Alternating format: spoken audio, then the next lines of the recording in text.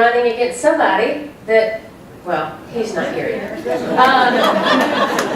I'm running against somebody that has zero platform other than he supports Donald Trump is his thing.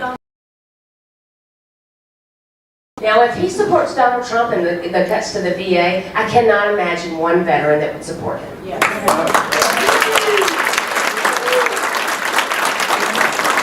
The bridging the gap, Wendy, the bridging the gap between us and Republicans is having the conversations. And I mean, Democrats, y'all know, raise your hand if I've ever told you, y'all gotta have those conversations. Because you have to have those conversations with Republicans. You have to talk about things because we can all identify problem A. I want to ask you. Continuing to give aid to Ukraine, and I'll tell you what.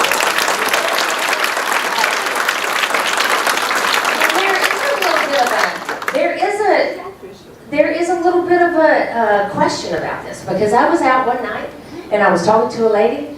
You know, I don't go anywhere without saying, "Hey, my name's Gabe Allen, I'm running for Congress."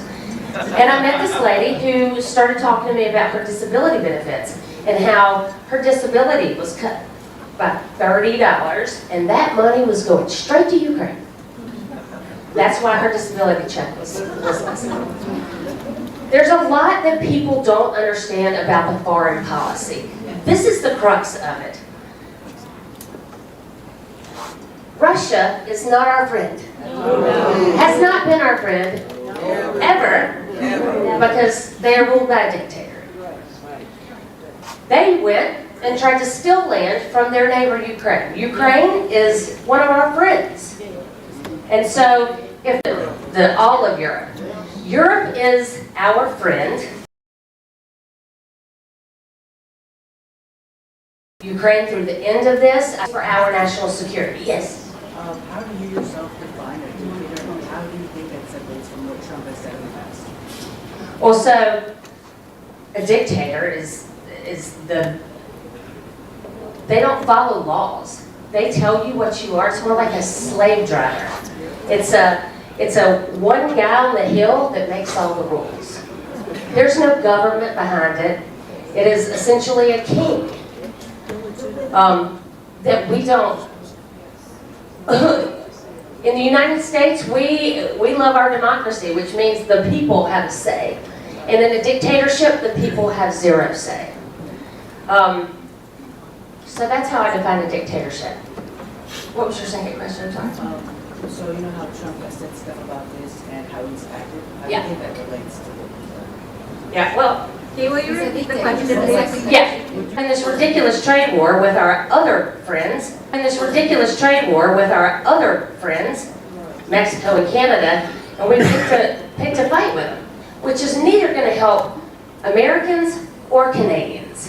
And it is essentially a pissing contest, and I apologize for saying that in front of a 15-year-old. Yes. Hi, my name is Ashley.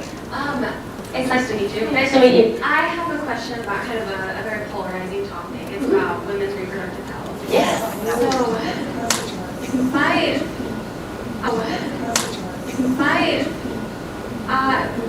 Shortly after the 15-week ban, which I know is 6 weeks now, I was pregnant with a terminally ill baby, and my OB told me to call her if I started bleeding. Got to the hospital, but the baby still had a heart.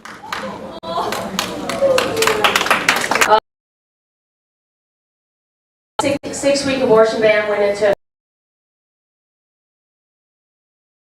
They're scared to get pregnant. Because what happens if I get pregnant, something goes wrong?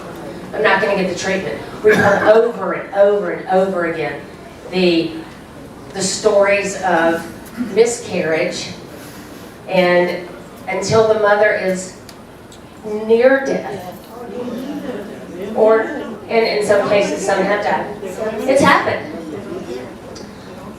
Solidly, I will always protect a woman's right to choose what to do with her body. Now,